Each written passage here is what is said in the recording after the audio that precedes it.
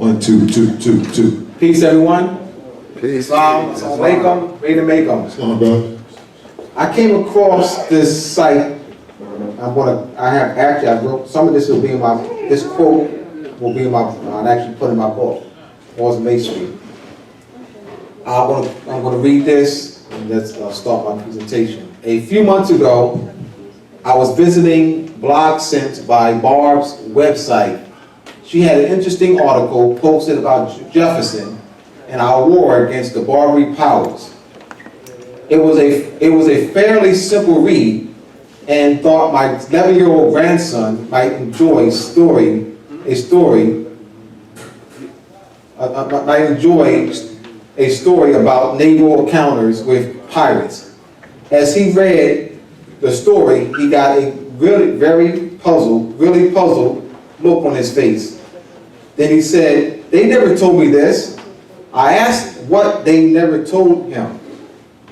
White slaves? I thought all slaves were black. My teacher never said anything. None of my books say anything about there ever being any white slaves. I didn't know. My grandson isn't the only one who believes all slaves were black. Teaching him the truth now could make life difficult for him in school. Regardless of the issue, most kids going into their teens will argue a point to death. If they think they're right, he's no different. He'll end up debating the point with a teacher who was herself taught revisionist history. Invariably, sooner or later, the question will come up on a standard test. The truth doesn't fit the politically correct narrative. In reality, very few Americans know much at all about the more modern history of slavery. Yes, we all know was mentioned in the Bible. We all know that the Romans had slaves. Our schools have made sure every child in the country knows about the horrors of the African slave trade. Most believe incorrectly that white slaves who sold blacks, Africans, from their homes. All right. So what I did was, this is going to be in chapter 3 of Mosei Bey's this quote that I just read. This will be the start my introduction to chapter 3 of Mosei Bey. I came across this site Thursday, so I said, "Oh, wow, this is great," because this gives, a realistic view on how people think, or how Europeans think, all right, and how Moorish classified people colored black think about slavery. All right. Robert Davis, Professor Robert Davis of Ohio State University. He has a book called African Slaves, White Slaves, Muslim Masters. White Slaves, Muslim Masters. And he talks about that when the discussion of slavery comes about, the discussion goes that whites enslaving blacks, but there's no discussion of blacks enslaving, using Linnaeus, Francois Bernard as he uses it, using his terminology. That whites, the public discussion was taught in school is that whites enslave blacks. But there's no discussion, and it actually be an aberration to have a open public discussion of blacks enslaving whites using Robert Davis's terminology, as he got it from Carl Linnaeus and Francois Bernard and Johann Friedrich Blumenbach. Now, the question is that I pose in Mosei Bey: what is the political motive of this massive historical cover-up of the Moorish enslavement of Europeans? There's been a massive cover-up. Europeans have been cheated out of history as we have been cheated out of history. Europeans don't know history, and we don't know history. All right? Europeans are not aware, and when I say Europe, I'm speaking generally. That doesn't mean every single Europeans don't know. But generally speaking, all right? Europeans don't know history. They would be aberration, they would be stunned, shocked, blown out of their mind to hear that we had them in slavery. They'd be just, wow, you know? It would just deflate them. Because they walk around with this air, you know what I mean? We do a little mathematics and geometry and philosophy, which they didn't develop anything. All right, so they have a false sense of superiority. False sense of superiority. So the question I pose is, why did the Europeans cover up this massive enslavement of Moorish enslavement of Europeans? This is a major, major issue. They were religious orders that were established for the sole purpose of raising finance to get Europeans out of Moorish captivity. You had the Trinidadian order and the Macedonian order that was established by quote-unquote Pope Innocent III in the 1100s. You had other orders, the followers of redemption orders, established in the 1600s, Holy Trinity order established by King Edward VIII. So you had various religious orders that were established to, because they couldn't, you had where we would seize European sailors, fishermen, merchants. So we took the breadwinners from the family. Sounds like what the Europeans did to us. So we took the breadwinners from the family. So now you have European families who are suffering because they don't have their breadwinners there. This is kind of a little different for people, right? Because they used to hearing us, Europeans enslaving us. See, it's kind of, it's different. I understand. It's different. It's different. I don't wear that. All right? When we had Europeans were taking off ships, we had, in the Shriners Parade, we had what's called corvettes, little miniature corvettes that Europeans drive around and during the parade.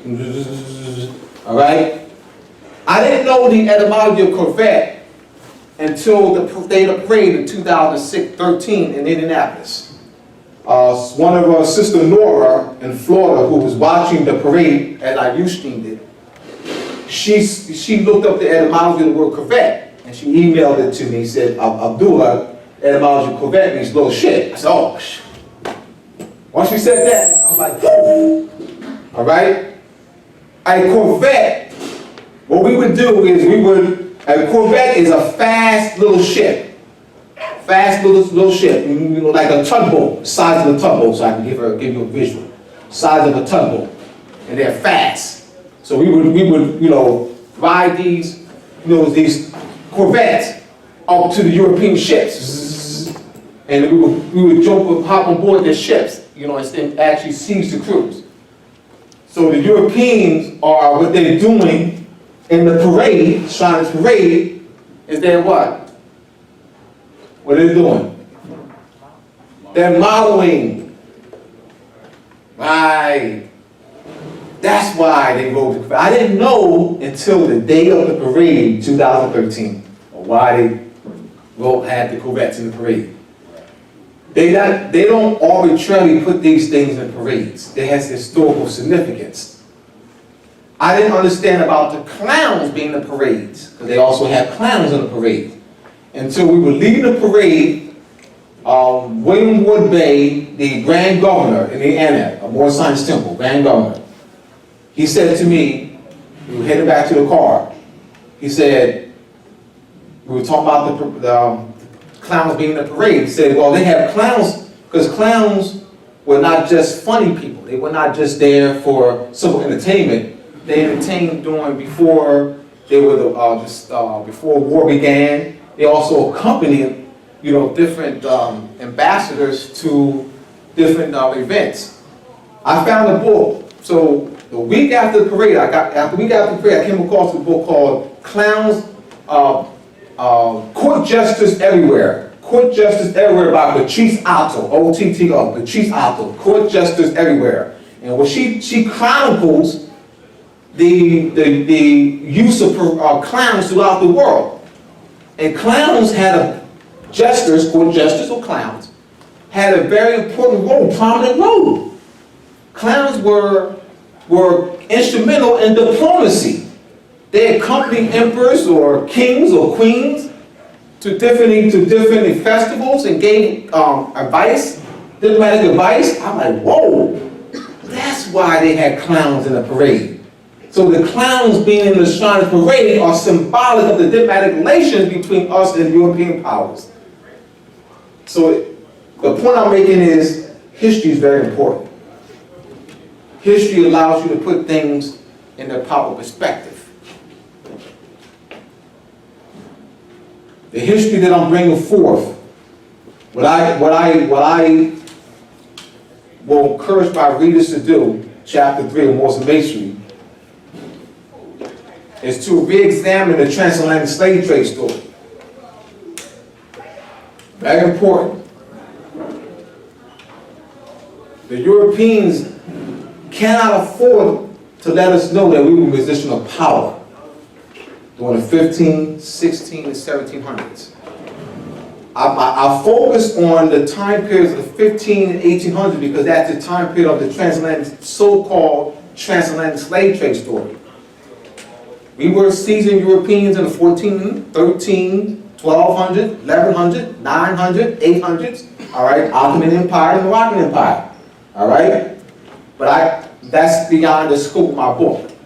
That would be in part 3 or 4. Right? But I want to focus the attention on the transatlantic slave trade story. That's my focus. Transatlantic slave trade story. It's very important that we direct our people's mind to this land. The Europeans have done so much to mentally displace us. So it's important that we associate our people to this land. We came on ships somewhere. We came in the hulls over the ships. 400 years of slavery. We were not enslaved for 400 years.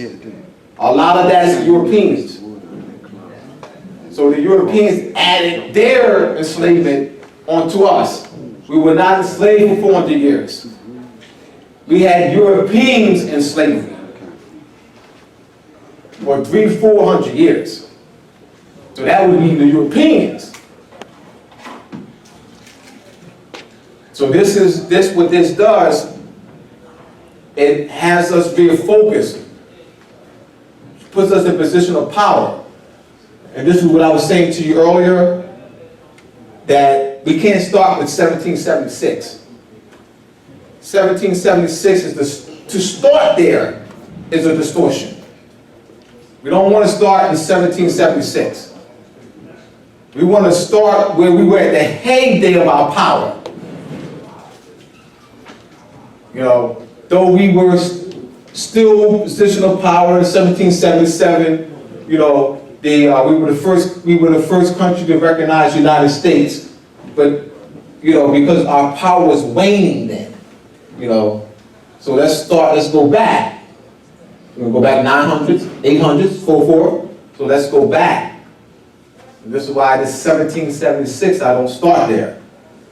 Now, another false concept that's put out there is that the Moors were defeated in 1492. That's false. So I had to break down these false barriers, man. Moors defeated in 1492. Well, how is it that we were enslaving Europeans seizing the ships in 1600s, the 1700s? So we were not defeated in 1492. Now the question is, why did they say that? What is the political motive of that? See, that ties into the false slaves. See, they have to put that out there to support this transatlantic slave trade story. That supports it. You know, 1492, you know, Moors were defeated and Christopher Columbus was able to, that's false. We were not defeated in 1492. We were in the emperors of Morocco. They were Europeans who were paying, European powers were paying this annual tribute The tributes were negotiated. Tribute treaties were negotiated so that we could, for the releasing of Europeans in our captivity, for the agreement of not seizing their ships, they would have to pay us annual tribute. You know, it's like, you pay me annual tribute or you'll continue to seize your ships. Now, unfortunately, we still continue to seize their ships. And I'm saying that the history's been not so much one-sided, it's been twisted. It's been twisted, distorted.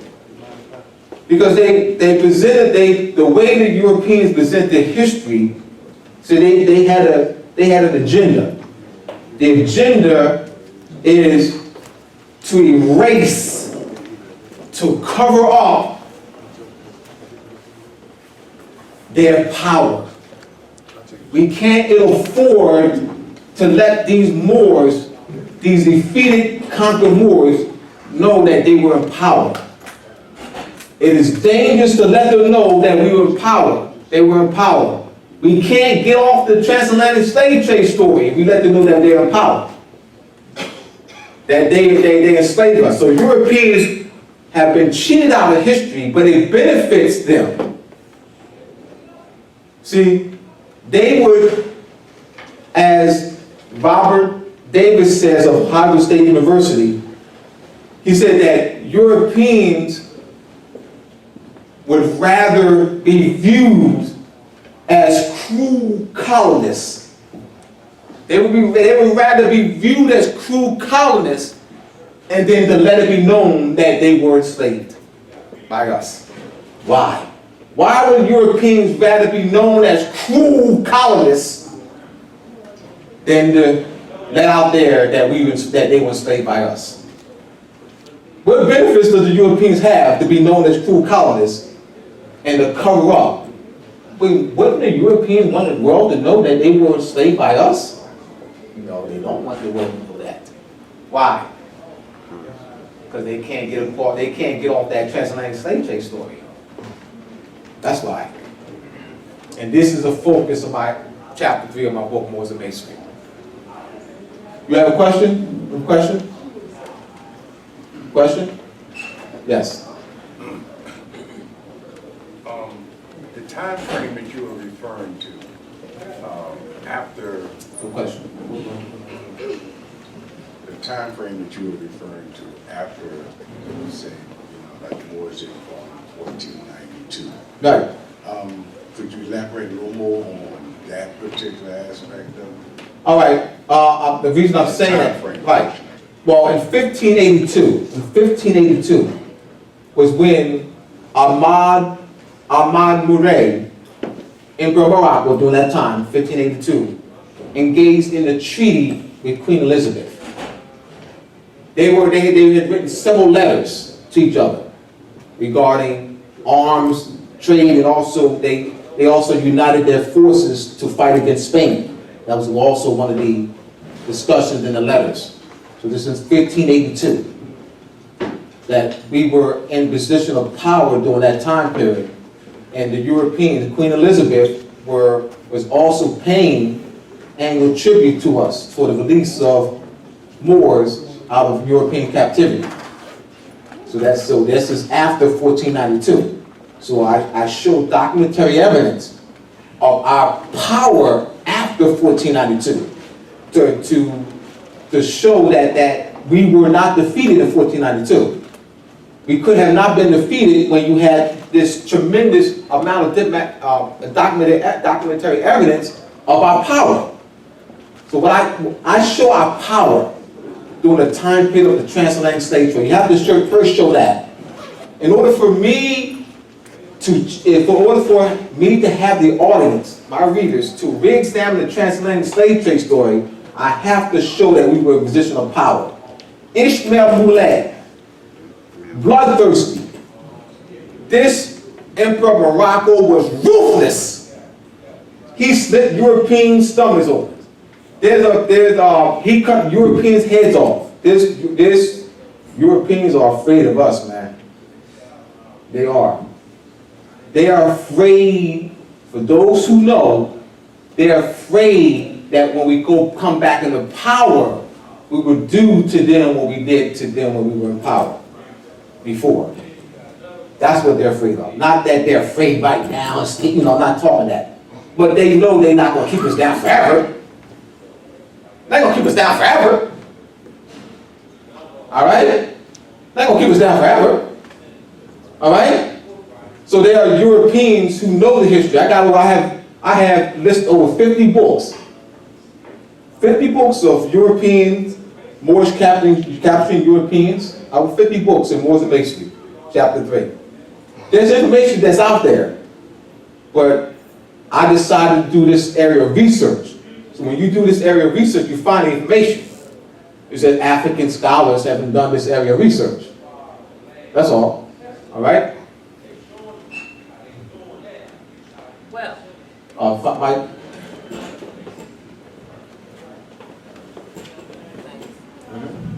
I've been trying to do some of the research on the Ottoman Empire, and what I've seen, some of the literature, they have the stories of the wars and the ships, and but the pictures that they'll have posted are of pale-skinned European-looking Arabs. So it's kind of still hard to identify with the stories when that's what they still show you. All right. It would be hard for you to identify. All right? You have a little bit under your cap.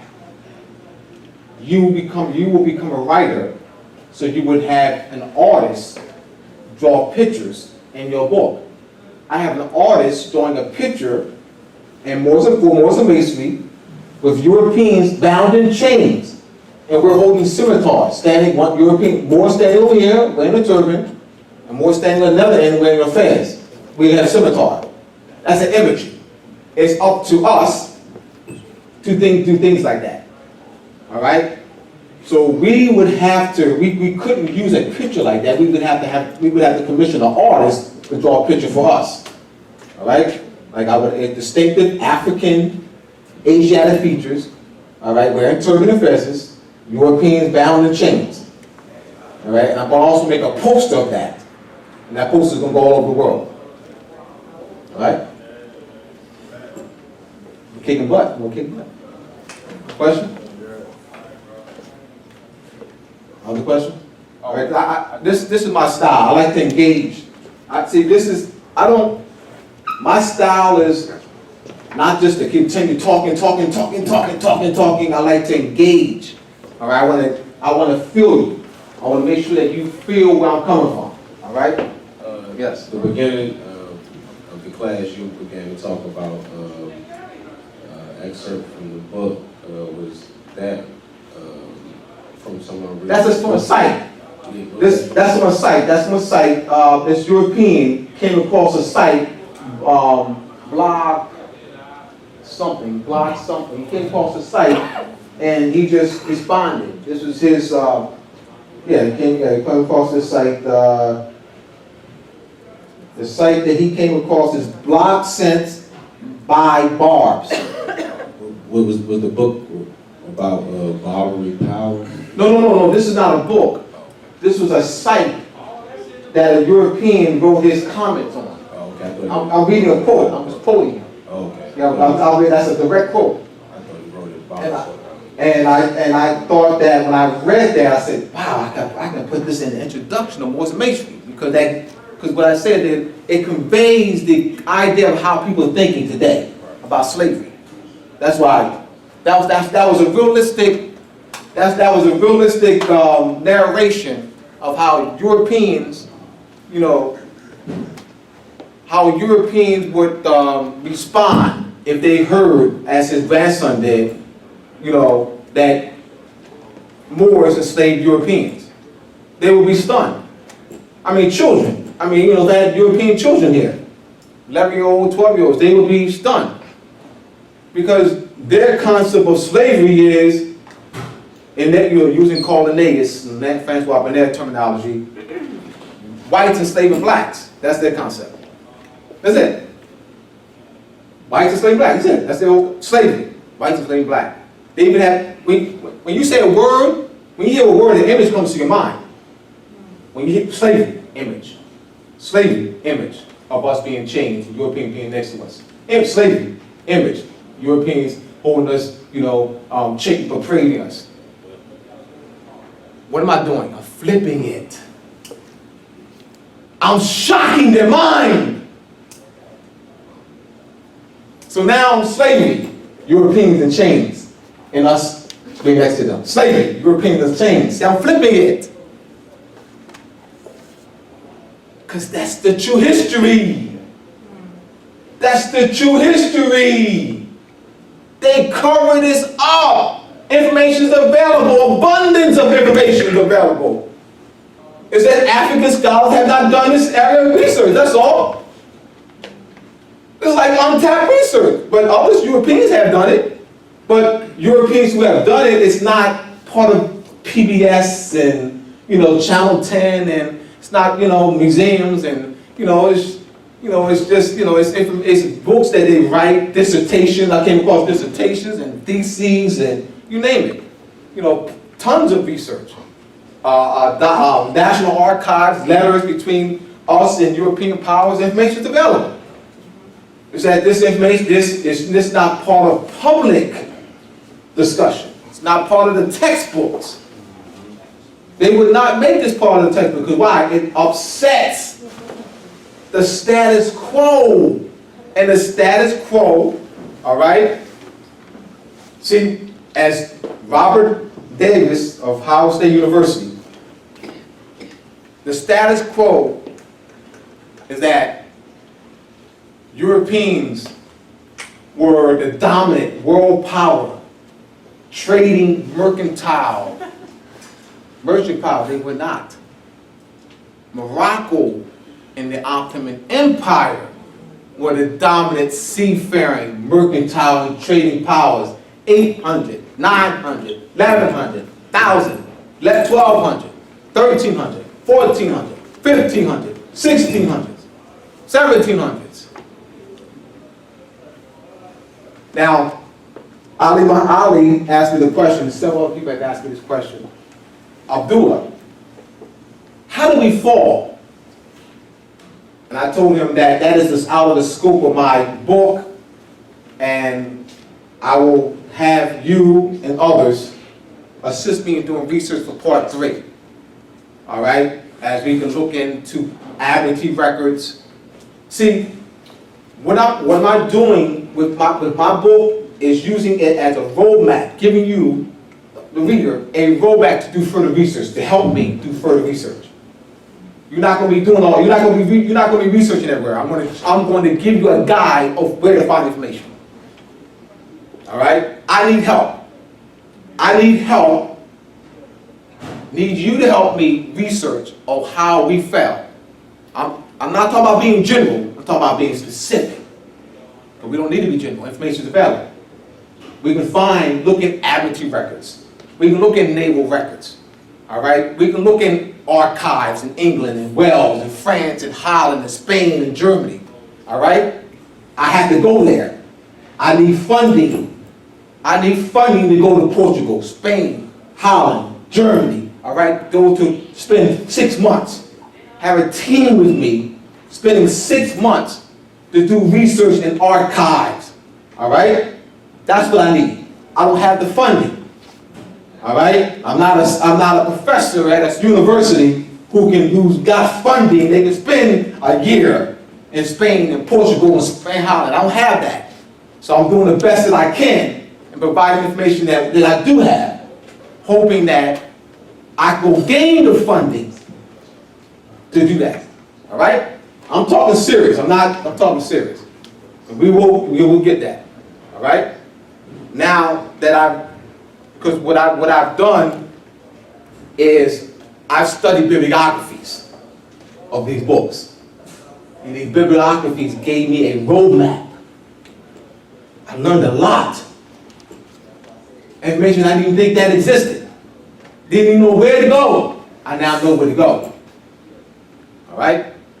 I know where to go. I'm not doing any further research. I'm just going to get this information out. My research has ended. I'm gonna get this information out so I can get it out to you. I'm gonna get this book out to y'all. All right, so my research, and Frank will beat me up. Frank will beat me down. Got to get it out. Frank will beat me down if I tell y'all I'm gonna continue my research. He will beat me down. He wants this book out, part 1 and 2. All right, he will literally beat me down. All right, so I gotta get this book to you. All right, and that will help, y'all would help me do further research. I can do part 3. All right, part 3, part 4, so forth. All right. I also have contacts in England. I got contacts in Canada. I got contacts in Haiti. I got contacts in Jamaica.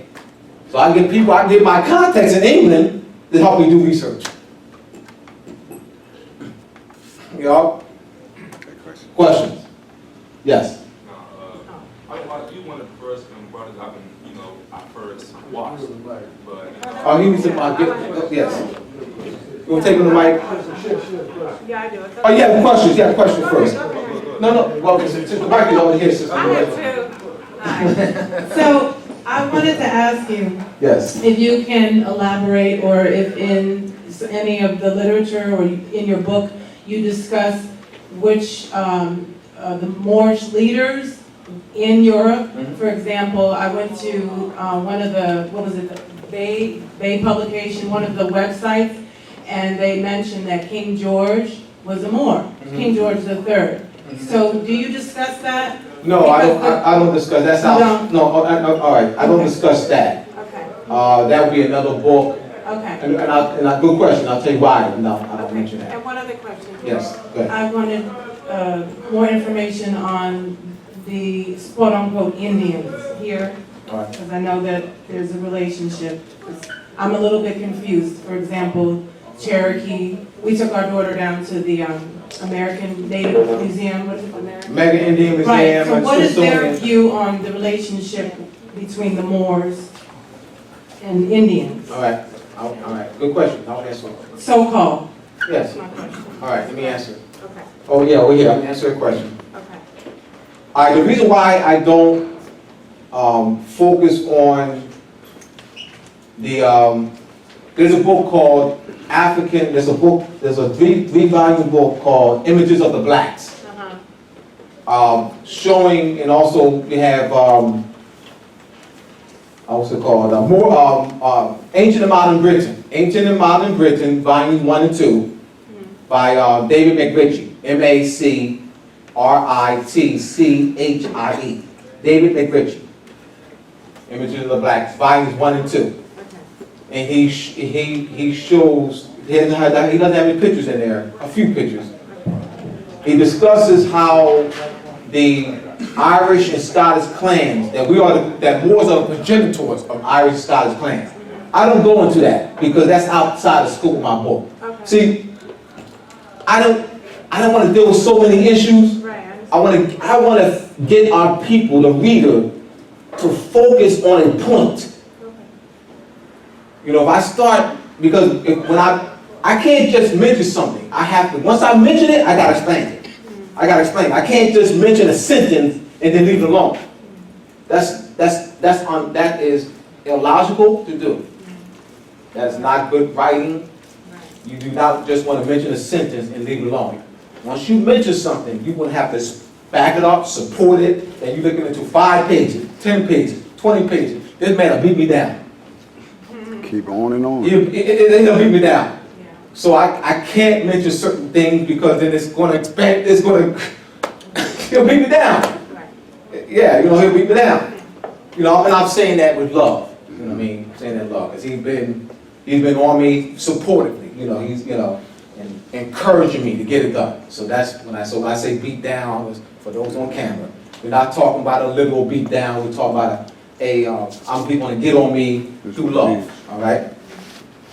So the next question. There's on my website, moorishcivilletter.net, MOORISHCIVIL.net, which I'm doing it for the camera. I'm doing it for the camera. I know you know. The photo gallery. Have you gone to the photo gallery on my website? The photo gallery. Can you put up the go to it now? Okay. While I'm talking. Go ahead and do that. Photo gallery on my website so that you can see the images. There's a book called Unexpected Faces in Ancient America by Alexander von Humboldt. You gotta see the photos, because if you see the photos, see, I can talk all day, but if you can see the photos, it's important that you show your daughter the photos. Yeah, we have the book. You have the book? Yeah. All right, good. Now, in the American Indian Museum, in the bookstore, I took a picture of every book cover in the bookstore 2 years ago. And I did a PowerPoint presentation. I did a comparative.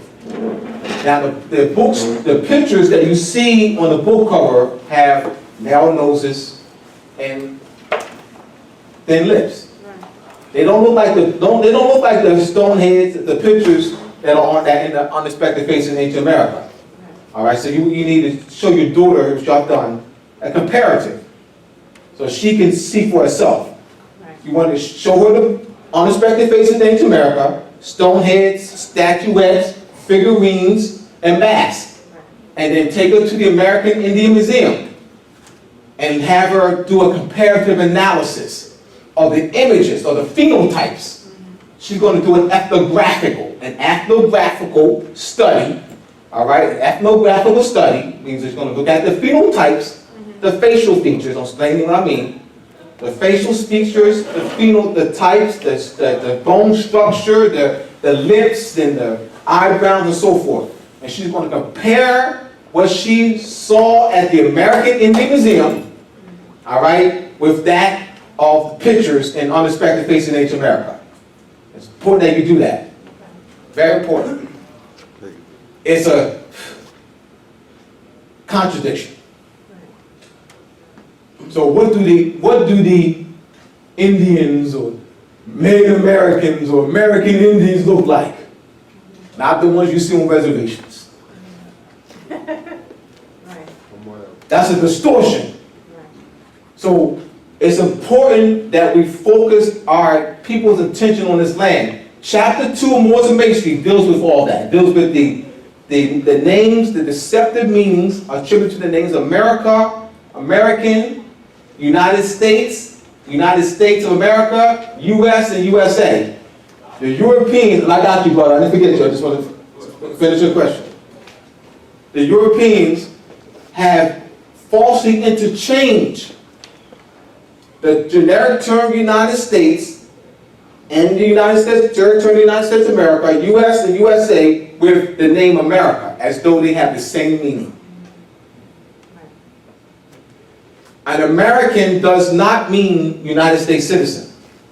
An American is aboriginal, indigenous, copper colored, native to the land. Has nothing to do with United States citizenship. So they, in the book, in the dictionary, you have Webster's New International Dictionary, 1939 edition. Gives you 3 definitions for American. First definition, which is the proper definition. An American, an aboriginal or one of the various copper-colored natives found on the American continent by the Europeans. The original application of the name. Number 2, a American-born descendant of European settlers. Number 3, a native or natural-born citizen of the United States. Number 2 and 3 are false. That's called stealing. That's called birthright theft. So they've conditioned millions of people. They occupy, not they. That's personal pronoun. The European occupiers of Moorish land, this land, who falsely call us, who are descendants of European settlers, English, Irish, French, Welsh, Dutch, all right, Russian, I'm being married, that's how I am doing the book. All right, I don't leave no stone unturned. All right. Who falsely claim to be white Americans, white people, important potentates, all right, have distorted the definition of America to steal our birthright. So now we think American means United States citizen. Yeah, the Americans went over there to Kuwait. Well, some Americans went over there. Because if you went over there, yeah, that'd be correct. Because some Americans are over there. I mean, some Americans are over there. Moors classified as color black. Moors classified as color black or Kuwait. All right, Moors classified, yeah. So Europeans, they're not Americans. So some are American troops. Not all are American troops. All right? But they got you Dallas thinking America means United States citizen. So I spent a whole chapter, 70 pages dedicated to this. Chapter 2 of Muslim History, 70 pages, which was an expansion of a book that I put out in 2006 called The Deceptive Meaning and Attributed to the Name America and American, How the Europeans Falsely Claim the Name of the Moors. Go ahead, brother. Oh yeah, like I was saying, you one of the first brothers I started, looking at on YouTube. Talib Bey. I looked at Quo Moses, Dr. Ali Muhammad, all them. Yeah, I know. To me, like I said, like you said, all the information is out here. To me, I'm trying to like get this information out to my, cousins and brothers and all that stuff. But to me, my question to you is, how do I basically explain to them that, like you said, the information is here that we was here first, and to me, it's kind of bothering my spirit that people out here don't even know that, like you said, we was the first people here, and the Europeans wasn't here first. And I want to explain, but every time I try to explain is the religion part always come up, because to me, people are so stuck into their ways with this religion. They just want to always stick with that religion, know that we was put here on earth by God, which we wasn't. I mean, they always go back to this religious state. And I'm trying to tell them that, I always try to refer to where we came from first, but then they always want to go back to, no, that's not right. That's not right because God said this. All that was just go into the religion. Can I help you out? Yeah. All right, I'm going to give you an actual narration. It really happened to me, and we're going to learn from this. In my book, Moors and Masonry, I talk about my experience with my co-workers. One day I was in the teacher's lounge with maintenance workers, a substitute teacher. There was teachers working at a high school. Teachers, maintenance workers, administration, security guards was with me, right? We were in the teacher's lounge. And we were discussing about my book, Moors and Masonry. And I told them that we're native to the land. My co-workers, all of them laughed at me. Mr. Bey, you don't know what you're talking about, you silly man. We ain't Native American, we're not Indian. What are you talking about? They're laughing at me, they're laughing. They're laughing, I'm doing this. Go on my website, moorsletter.net. All right? I'm sorry how powerful this is, all right? Photo gallery, on my website. I got up out of my chair, they laughing, mocking me and everything. I'm all calm. I'm going, what's that button? Got up. Yeah, this is from a book called, this is my photo gallery, all right?